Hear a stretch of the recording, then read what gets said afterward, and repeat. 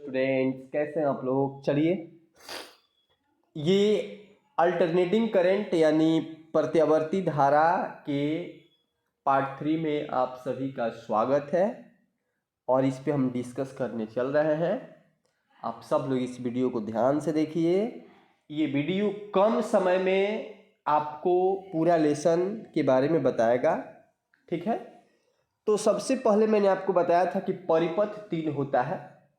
एक होता है आर परिपथ जिसमें प्रतिरोध लगा होता है, एक होता है सी परिपथ एल, एक आर एल सी। बारी बारी से आर माने प्रतिरोध लगा होगा। जिस परिपथ में अगर प्रतिरोध लगा है तो उसको हम लोग क्या बोलेंगे, प्रतिरोधीय परिपथ बोलेंगे। जिसमें आर लगा है या प्रतिरोध लगा उसको क्या बोलेंगे हम लोग, प्रतिरोधीय परिपथ। जिसमें एल लगा है उसको इंडक्टर माने प्रेरकत्व, आज जिसमें सी लगा होगा उसको धारितीय परिपथ। तो अभी हम लोग सबसे पहले आर परिपथ के बारे में डिस्कस करेंगे।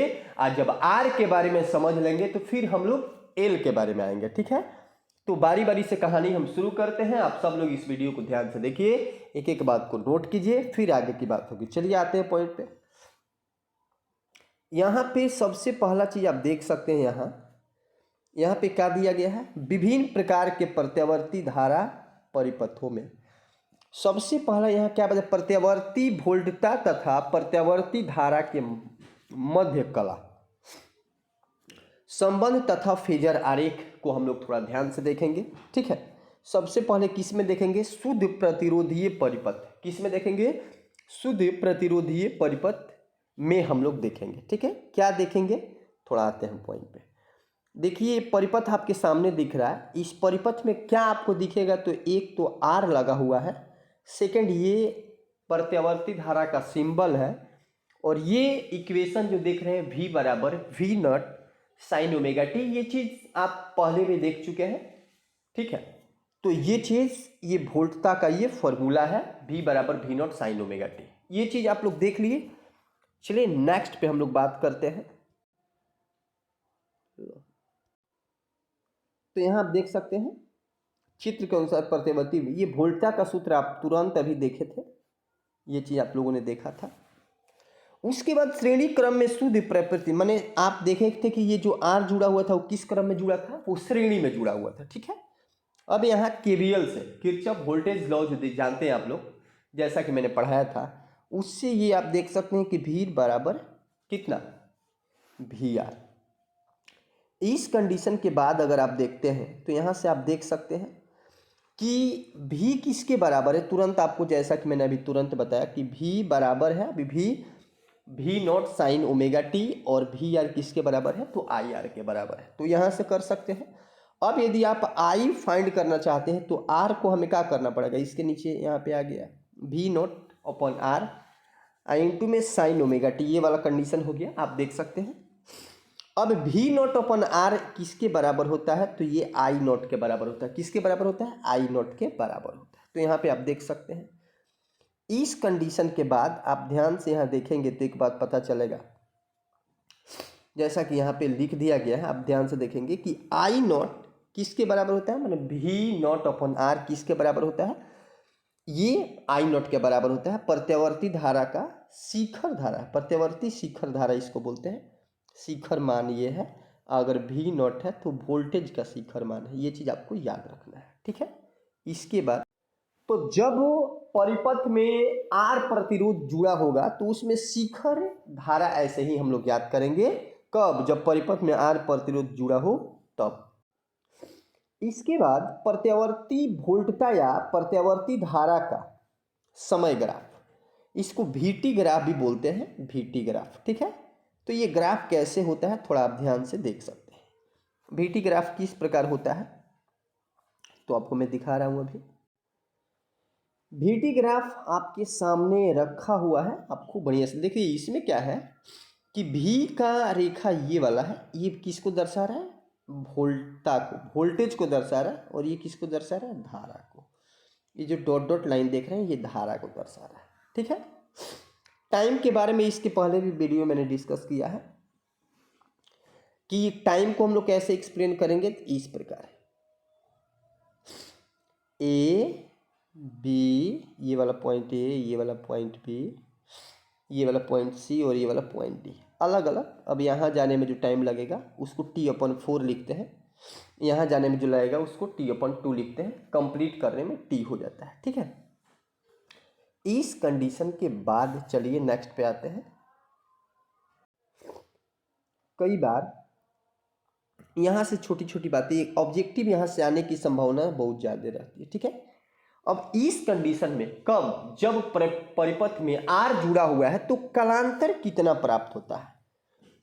तो कला का जो अंतर होता है आप देखेंगे तो उसमें भी कलांतर की बात करें तो इसमें आप देखेंगे तो V बराबर V0 साइन ओमेगा टी, तो दोनों में एक क्या था, ओमेगा टी और ओमेगा टी था, तो ओमेगा टी में से ओमेगा टी घटेगा तो ये कितना बचेगा, 0। तो याद रखना है कि जब परिपथ में R प्रतिरोध जुड़ा होता है तो उस स्थिति में कलांतर कितना प्राप्त होता है, 0 प्राप्त होता है। इस कंडीशन के बाद नेक्स्ट पे आते हैं। यहाँ पे देखिए वही चीज़ बताया गया है, अर्थात वोल्टा V और धारा I दोनों एक ही दिशा में। इसका अर्थ क्या हुआ कि दोनों का दिशा क्या है, सेम। उसके बाद फेजर आरेख किसको बोलते हैं, तो थोड़ा फेजर आरेख देखेंगे। इसमें ओमेगा को दिखाया गया है, ओमेगा टी कहाँ है, तो ओमेगा टी को आप खूब बढ़िया से देख सकते हैं, ओमेगा टी हमारा यहाँ पे है। ठीक है, यहाँ पे ये जो ओमेगा टी यहाँ पे आप देख रहे हैं ओमेगा टी, ठीक है, तो ये वोल्टेज को दिखा रहा है और ये क्या चीज़, धारा को दिखा रहा है, और ये ओमेगा टी। ठीक है, आगे की एक दो बात इंपॉर्टेंट है, इसको याद रखेंगे आप। शुद्ध प्रतिरोध यहाँ पे हम दिखा रहे हैं, शुद्ध प्रतिरोध किसी प्रत्यावर्ती धारा परिपथ में, शुद्ध प्रतिरोध किसी प्रत्यावर्ती धारा परिपथ में R ओम का अवरोध उत्पन्न करता है। R, ठीक है, R ओम का प्रतिरोध उत्पन्न करता है। कौन चीज, शुद्ध प्रतिरोध। अब R ओम का अवरोध कौन उत्पन्न करता है, तो शुद्ध प्रतिरोध, ठीक है, उत्पन्न करता है। अतः अवरोध का मान प्रत्यावर्ती धारा की आवृत्ति पर निर्भर नहीं करता है। अब याद रखेंगे कि किसका मान, माने पूछा जा सकता है कि अवरोध जो है जिसको हम प्रतिरोध बोलेंगे वो प्रत्यावर्ती धारा की आवृत्ति पर निर्भर नहीं करता है। It's a very very important point. आवृत्ति पर क्या निर्भर नहीं करता है, आवृत्ति पर प्रतिरोध से, प्रतिरोध आवृत्ति पर निर्भर नहीं करते, यानी इससे इसका कोई संबंध नहीं है। ठीक है, इसके बाद ये देख सकते हैं आप एक ग्राफ में जिसमें दोनों चीजें आपको दिखाई गई है, ये प्रतिरोध और ये आवृत्ति लाइन, दोनों एकदम कोई परिवर्तन इसमें नहीं है। ठीक है, चलिए दूसरा का परिपथ जो हम लोग के पास एल परिपथ, जिसको मैंने आपको, जिसमें शुद्ध प्रेरकीय प्रतिघात परिपथ बोलेंगे, इसमें क्या जुड़ा होता है, इसमें हम लोग के पास एल जुड़ा होता है। ठीक है, एल, ठीक है। इसके बाद देखिए ये एल परिपथ, इसका भी सेम इक्वेशन वही है जैसा कि इसके पहले वाले में मैंने दिखाया था। ठीक है, यहां से आप लोग देख सकते हैं, यहाँ पे आप वोल्टा के स्रोत आप लोगों ने देखा, यहाँ से खूब बढ़िया से हम लोगों ने देखा कि ये क्या है, चित्र के प्रत्यावर्ती वोल्टा स्रोत, और V बराबर V0 साइन ओमेगा टी।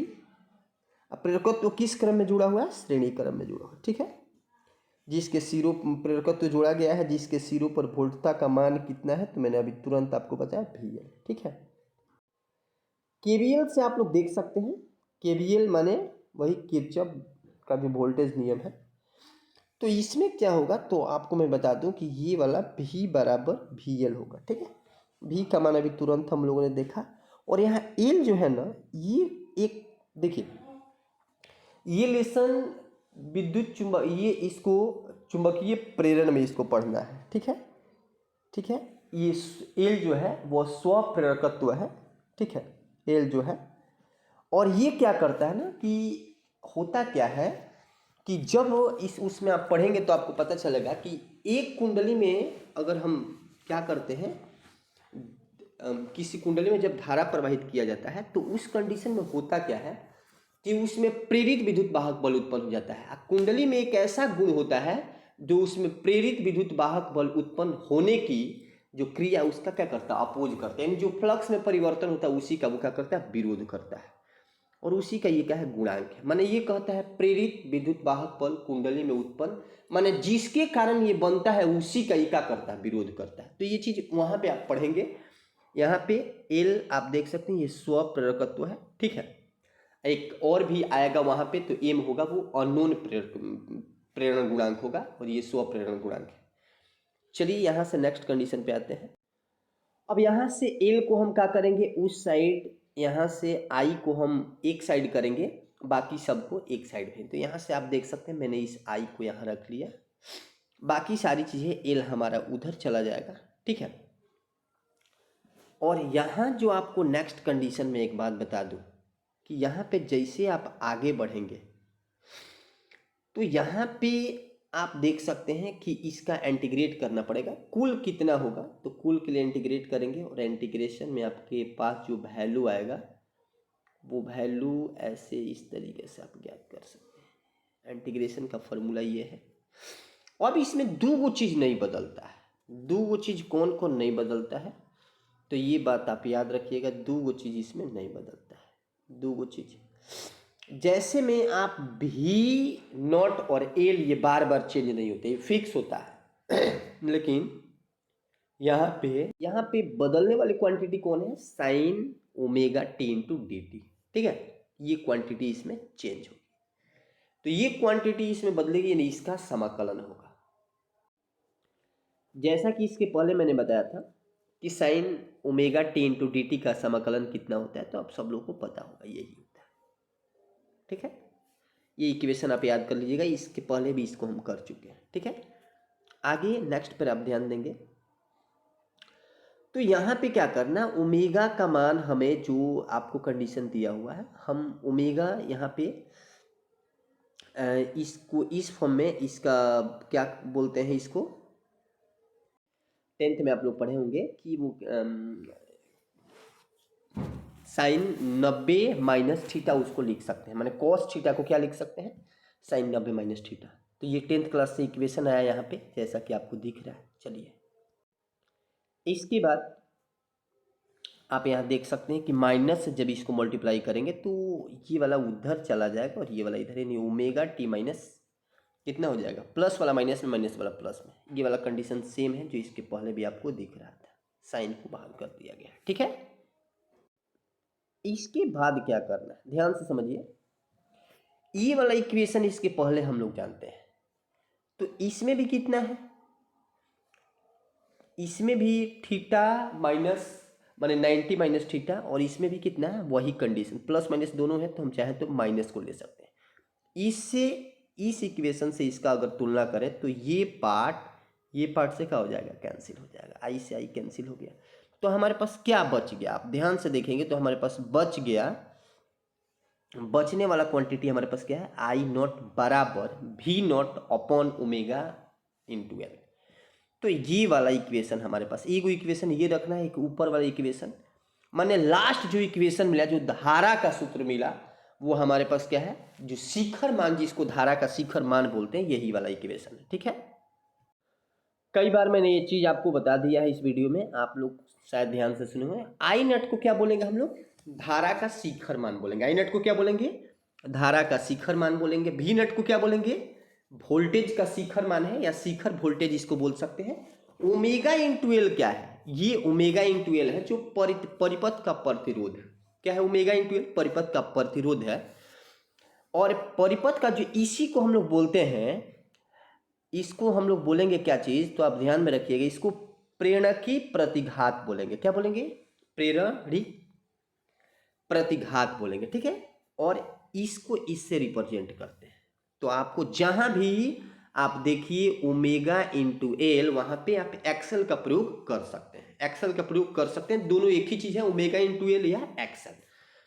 तो आगे अगर आप बात करते हैं तो जो मैंने लिखा था इसके पहले कि आई नॉट बराबर, मैंने इसके पहले तुरंत लिखा था, आप लोगों को पता होगा कि आई नॉट बराबर कितना था, भी नॉट अपॉन में था ओमेगा इंटू एल, उसके बदले मैंने क्या लिखा है, एक्सेल लिखा है।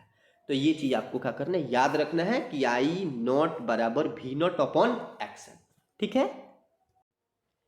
यहीं से एक्सेल अगर आपको ज्ञात करना है तो याद रखिएगा, एक्सेल क्या होता है। एक्सेल की बात करें तो एक्सेल एक प्रकार का प्रतिरोध है। क्या है, प्रतिरोध है।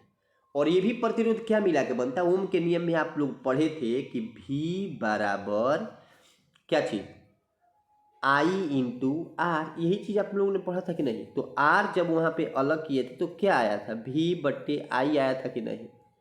तो यहाँ पर भी देखिए तो वही चीज़ है, वहाँ पे प्रतिरोध का जो भी कंडीशन था यहाँ भी है, और इसका ये सैमात्रक विमीय सूत्र की बात करें तो वो सेम होगा, इसमें कोई परिवर्तन नहीं होगा, ठीक है। लेकिन ये किसके लिए लागू होगा? ये एल परिपथ में, ये प्रतिरोध किस में काम करता है? एल परिपथ में काम करता है। ये बात आपको हमेशा याद रखना है कि ये किस में काम करता है? एल परिपथ में, ठीक है। जिसकी परिभाषा भी आप एक लाइन में बना सकते हैं, जैसा कि अभी तुरंत आप लोगों ने देखा था ये चीज को, कि प्रत्यावर्ती परिपथ में शुद्ध प्रेरकत्व जुड़ा होता है, तब प्रत्यावर्ती वोल्टेज और प्रत्यावर्ती शिखर धारा, प्रत्यावर्ती वोल्टेज और प्रत्यावर्ती शिखर धारा के अनुपात जो होता है वो प्रेरकी प्रतिघात कहलाता है। क्या कहलाता है? प्रेरकी प्रतिघात कहलाता है। ये बात आपको हमेशा क्या करना है? याद रखना है, ठीक है। ये बहुत इंपॉर्टेंट चीज है। अभी आप लोगों ने देखा था कि x इसको किससे रिप्रेजेंट करते हैं? इसको रिप्रेजेंट करते हैं एक्स एल से। कैपिटल एक्स का उपयोग भी हम कर सकते हैं, ठीक है। कैपिटल एक्स का उपयोग ही वहां पे किया गया था। एक्स एल बराबर क्या हुआ था? आपको याद होना चाहिए कि भी बट्टा क्या था? आई नॉट। ये कंडीशन तो आप, यही तो है एक्सएल, ठीक है। इसी को प्रेरणिक प्रतिघात, प्रेरणिक प्रतिघात बोलेंगे, ठीक है। चलिए, इसके बाद की अगर हम बात करें तो इसमें भी कलांतर, जैसा कि इसके पहले वाला में कलांतर हम लोगों ने देखा था। कलांतर कितना आया था? जब उसमें आर जुड़ा था तो कलांतर हमारे पास आया था 0, लेकिन जब एल जुड़ा हो तो कलांतर में आपको क्या है? ये एक का, ये वोल्टा की कला इतनी होती है, लेकिन ये जो धारा की कला होती है इतनी होती है, ठीक है। और इसमें से जब इसको आप घटाइएगा तो आपको मिलेगा फाई। कलांतर जो आपको मिलेगा, कलांतर को हम लोग फाई से रिप्रेजेंट करते हैं, तो ये इससे ही कट जाएगा और हमारे पास कितना आएगा? प्लस पाई/2। याद रखिएगा, जब परिपथ में एल जुड़ा हुआ है, क्या जुड़ा हुआ है? एल परिपथ है, तो उसमें कलांतर कितना आता है? पाई/2। यहां से भी क्वेश्चन बन सकता है, एक एक बात को ध्यान से पूछा जा सकता है कि एल परिपथ में कलांतर कितना होता है। तो एल परिपथ में कलांतर कितना होता है? पाई/2, ठीक है। जैसा कि यहाँ पे लिखा था, वोल्टा धारा से पाई/2 कला कोण से आगे है। इसमें वोल्टा क्या है? पाई/2 कला कोण से आगे है। चलिए, अब इसका भी हम लोग VT ग्राफ देखते हैं, ठीक है। VT ग्राफ में आप खूब बढ़िया से यहाँ देख सकते हैं, सेम कंडीशन वही है। यहाँ पे थोड़ा सा आप एक बात पर ध्यान देंगे, आप यहाँ पे वोल्टेज है, यहाँ पे क्या है? करंट है, यहाँ पे टाइम को इंडिकेट किया गया है, यहाँ जाने में ये टाइम लगा, यहाँ पे ये, यहाँ पे ये, यहाँ पे ये। आपको एक चीज हो सकता है कि थोड़ा सा परेशान कर रहा हूँ कि यहाँ पे ये T/4, यहाँ पे T/2, यहाँ पे 3T/4 कैसे आया? मे बी तो मैंने आपको ये चीज़ बताया था, शायद आप लोग को याद हो, फिर से देख लीजिए एक बार। जैसे में कि यहाँ से हम चले, ये वाला हमारा लाइन है, तो ये वाला हमारा पॉइंट ए है, ये वाला पॉइंट हमारा बी है, ये वाला पॉइंट हमारा सी है, और ये वाला पॉइंट हमारा डी है। तो यहाँ से यहाँ जाएंगे तो जो भी, अगर हम डी से चले और डी पर पहुँच गया तो टाइम कितना लगता है? तो टी टाइम लगता है। कितना? T time. तो ए पर जाने में, डी से ए तक जाने में कितना लगेगा टाइम? तो इसको बोलते हैं T/4, माने उसका टी का, अब आप सोच सकते हैं 1/4। तो इस पे किया जा सकता है, अगर बी तक हम जाते हैं डी से तो इस पे टाइम लगता है T/2। तो T/4 और T/2 को आप जोड़ के देखिएगा तो 3T/4 आएगा। इसलिए पहला, यहाँ पे आपको दिखा दें कि ये चीज़ आपका पहला हो गया, ये दूसरा और ये तीसरा, लास्ट हमारा टाइम क्या हो जाएगा? टी। तीनों को जोड़ के देखिए ये टी आएगा, ठीक है। तो इसमें वोल्टेज और कहाँ है और धारा क्या है, दोनों को समझ लेना है, ठीक है। आगे बढ़ते हैं। अगर हम फेजर आरेख की बात करें तो यहाँ से आपको बढ़िया देख सकते हैं, यहाँ पे क्या है? फेजर आरेख जो है यहाँ पे आप देख सकते हैं, I0 कहाँ है और एक V0 कहाँ है। V0 और I0, यहाँ पे ओमेगा टी है, यहाँ पे ई कितना है? अब ये क्या pi upon 2 minus omega T करेंगे तो भी नॉट आएगा। यही चीज़ आपको आगे मैं सारांश इसका बता रहा। आप सब लोगों को पता है कि प्रेरकी प्रतिघात में मैंने एक्सेल में अभी मैंने आपको बताया था कि एक्सेल क्या मिला के बनता है ओमेगा इंटू एल, और ओमेगा जो बनता है ये चीज़ आप लोग पढ़े होंगे, जो ओमेगा बनता है, ओमेगा क्या मिला के बनता है, तो ओमेगा बनता है क्या मिला के बनता है 2 पाई अपॉन टी, ये ओमेगा बनता है। और एक बात आपको याद रखना है कि 1/t जो होता है 1/t, यहाँ पे 1/t इसको बना देते हैं, ये एफ के बराबर होता है, फ्रीक्वेंसी जिसको बोलते हैं। इसीलिए कहीं भी अगर ओमेगा का फॉर्मूला हम चाहें तो क्या लिख सकते हैं, इसको लिख सकते हैं 2 पाई एफ। क्या लिख सकते हैं 2 पाई एफ। तो ओमेगा बराबर क्या होता है 2 पाई एफ, ये बात आपको याद रखना है। तो इसीलिए यहाँ पे ओमेगा का मान रख दिया गया है और यहाँ पे एल जोड़ दिया गया है। तो एक्सएल बराबर क्या होता है 2 पाई एफ एल। एक्सएल बराबर क्या होता है 2 पाई एफ एल। ठीक है, ये बात आपको याद रखना है। यहाँ पे एक छोटा सा बात आपको थोड़ा पढ़ के समझना है। प्रत्यावर्ती धारा के लिए एफ का परिमित मान होने से, एफ का परिमित मान होने से प्रेरकी प्रतिघात का सीमित मान होता है। अगर इसका मान परिमित है तो इसका मान क्या होगा सीमित होगा। इसका मान अगर एफ का, तो इसका मान क्या होगा सीमित होगा, मान होता है। अतः प्रेरकत्व प्रत्यावर्ती धारा के प्रवाह का विरोध करता है। ये जो प्रेरकत्व आप देख रहे हैं, प्रेरकत्व ये क्या करता है प्रत्यावर्ती धारा के प्रवाह का क्या करता है विरोध करता है। ये बात आपको हमेशा याद रखना है। आगे बढ़ते हैं। यहाँ पे आप देख सकते हैं कालांतर कैसे, आपको यहाँ पे फाई दिखाया गया है, कला का अंतर किसमें ओमेगा और एक्सेल में, यही फाई का डिफरेंस है। अगर प्रेरकत्व में शक्ति आरेख की बात करें हम लोग तो यहाँ पे आप देख सकते हैं भी वही फार्मूला भी बराबर भी नॉट साइन ओमेगा टी, और ये आप आई का फार्मूला देखेंगे तो ये वाला कंडीशन। ठीक है, इसके बाद वोल्टा धारा से कितना अधिक होती है पाई अपन 2 से आगे होती है। ठीक है, इसमें फाई बराबर एल आई, तो आपको याद रखना है यहाँ पे कुछ खास नहीं है।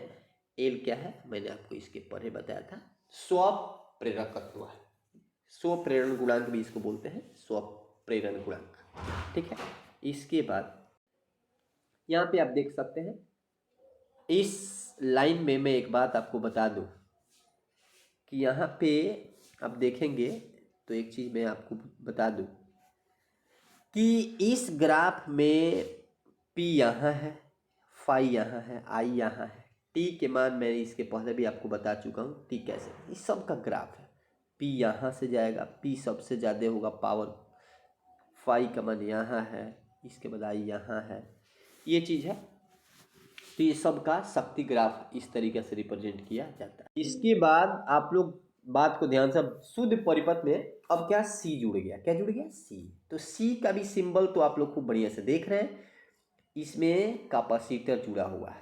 सोर्स की यदि बात करें हम तो सोर्स आपके सामने रखा हुआ वही सोर्स है, भी बराबर भी नॉट साइन ओमेगा टी। ठीक है, ये कंडीशन आपको याद रखना है, क्या जुड़ा है सी इसमें जुड़ा है।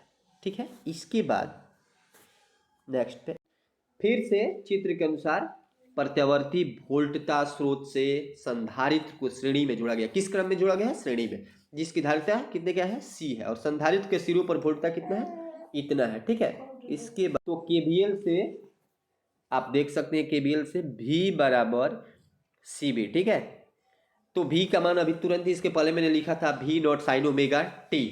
ठीक है, आप लोग संधारित्र में पढ़े होंगे कि क्या होता है, संधारित्र में आप सब लोग पढ़े होंगे कि क्या होता है C बराबर क्यू अपन भी होता है। तो यहाँ पे भी से हम निकाल सकते हैं क्यू अपन सी के बराबर होगा। ठीक है, इसके बाद इसका मान रखेंगे, मान रखने के बाद यहाँ से हम क्यू आसानी से जैसा कि आपको दिख रहा है तो क्यू निकाल लेंगे, और भी सी इंटू भी नॉट। अब आगे बढ़ेंगे तो इसका अवकलन करेंगे, अवकलन जैसे इसका करेंगे तो अवकलन में क्या होगा आप यहाँ देख रहे हैं कि इसको dt के सापेक्ष इसका अवकलन करेंगे।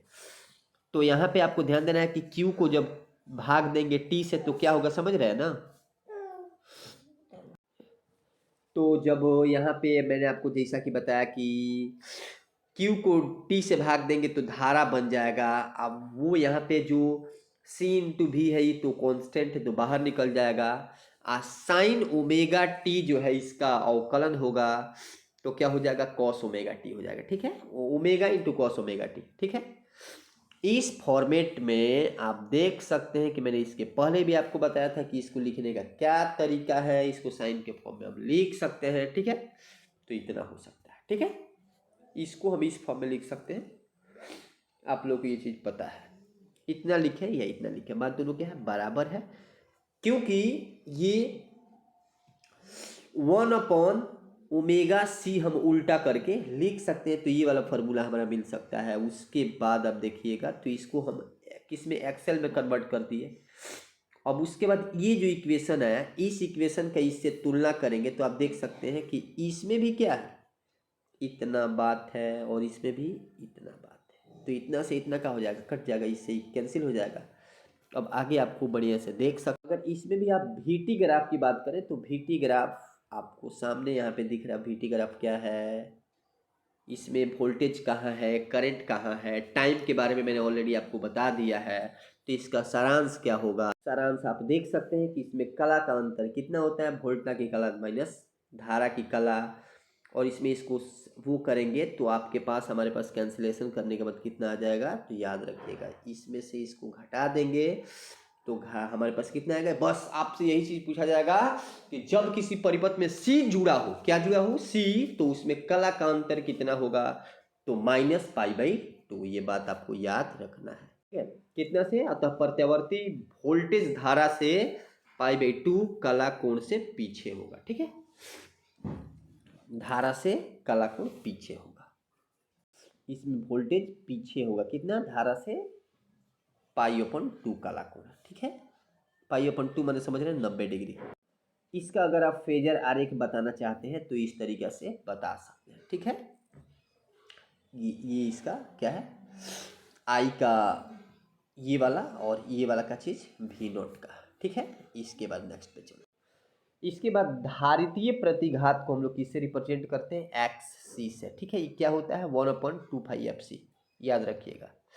इसका फॉर्मूला हो गया XC इक्वल टू क्या मिला के बनता है, तो 2πfc। इसके बाद अब यहाँ पे याद रखिएगा कि यदि शुद्ध धारिता के परिपथ द्वारा धारा में उत्पन्न अवरोध का मापक कैसे किया जाता है, तो इस पर आप थोड़ा ध्यान से देखिए। इस प्रकार कर सकते हैं कि ओमेगा से इसका क्या रिलेशन है। ठीक है, तो इससे आप देख सकते हैं ये घट रहा है। आगे बढ़ते हैं।